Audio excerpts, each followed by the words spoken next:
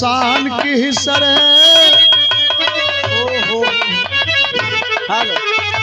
बड़ा परेशान की सरे ससुरे में सजनवा भवनवा जब हम पहले गइया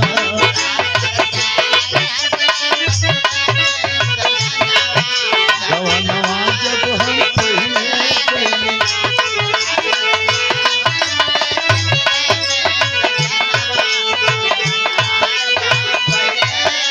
भवनवा पहले गइली भवनवा पहले गइली ना बड़ा परेशान की सरे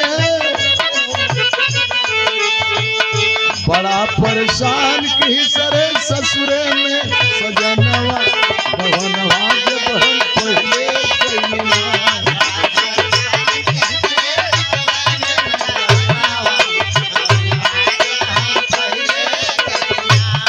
बनिया के जहाज से बनिया के जहाज से बनिया पर गई पिया ले अइहा हो पिया ले अइहा एगो टिकावा बंगाल से एगो टिकावा बंगाल से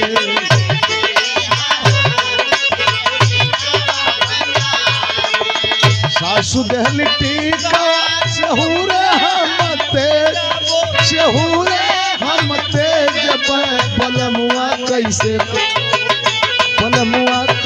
तेज हो छोटी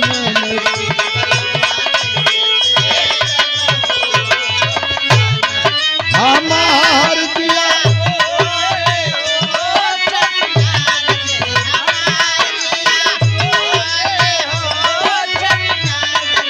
पलमुआ कैसे तेज हो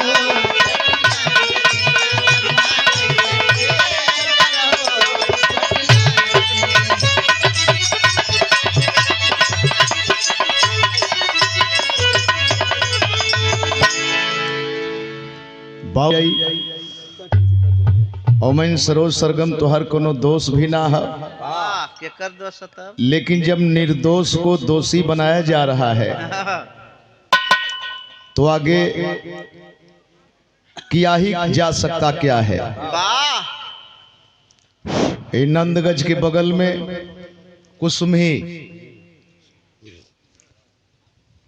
गाड़ी लड़ गई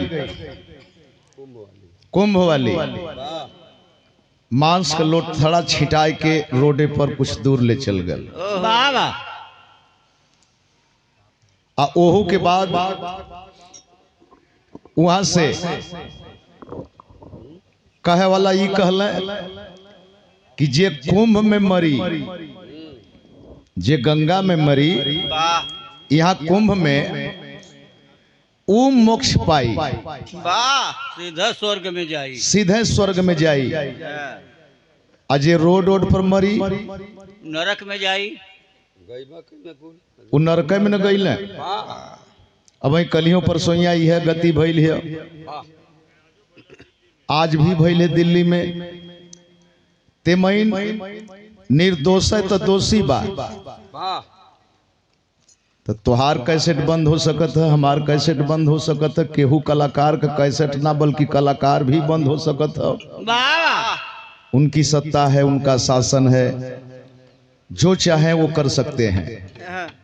जब कोनो सुनवाइए ना बा तो कई का सकत है आदमी बस इतना ही करना है भीम आर्मी के बहादुरों जैसे आवाज बुलंद करनी है एकता बना करके संघर्ष करने का बिगुल फूंकने का काम करना है। जब तक रोड पर नहीं आएंगे बाबू जगजीवन राम बहुत पहले कहे थे गाजीपुर स्टेशन घाट पर जीना है तो मरना सीखो हक के लिए लड़ना सीखो। कुछ करे के पड़ी अंग्रेज बल्कि ठीक रहल उ तो कुछ दे के गई हम तो गावत बजावत के बड़ा तू मैं कह दिल जला अंग्रेजन के लेकिन अंग्रेज अगर नहीं रहे होते वाह तो शायद अब वहीं ले हमहन इहो लड़ाई ना पार पाई। बाबा साहब किसके सामने पेश करते जब सुनवाई ये नहीं होती तो, लेकिन सुनने वाले थे इसलिए बाबा साहब सफल रहे। बाबा साहब अकेले संघर्ष किए। दुख है कि हम लोग इतने होकर के भी संघर्ष नहीं कर पा रहे हैं। करना पड़ेगा, एकता बनानी पड़ेगी, संघर्ष करना पड़ेगा। और इसके लिए गरम दल नरम दल दोनों चाहिए।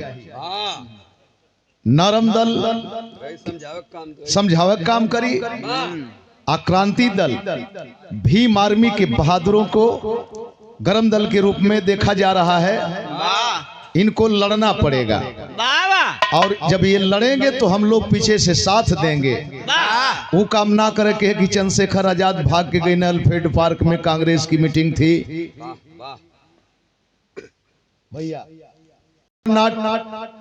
के पुलिस अधीक्षक के सिपाही घेर लिए, भाग करके गए, चाहते तो लोग बचा लेते, लेकिन बल्कि वहां से ये कहते निकले भाग जाओ नहीं तो हम लोग बदनाम हो जाएंगे। लाचार होकर के अल्फ्रेड पार्क में गए। वो बहादुर न जात देखे, न बिरादरी देखे, न हित देखे, न नात देखे। आपकी लड़ाई लड़े, आपको आजादी दिलाने के लिए संकल्पित थे। गोलियां खाए ओहू के बाद भी ओके दबावल गए। ऐसने बहादुर के शहादत के आत्महत्या का रूप दे देहल गयल कि आत्महत्या किए हैं। इनके पास गोली नहीं बची थी तो कनपट्टी में लगा के मर गए। 22 गोलियां भी बची थी, लेकिन गोली लग गई जब दुश्मन की, अकेले कर ही क्या सकते हैं। तो सोचने लायक बात है कि मैं हिम्मत हरले की जरूरत ना है, हिम्मत हरले की जरूरत ना है, हौसला बुलंद रखने की जरूरत है, आज नहीं तो कल। बस इतना ही होगा।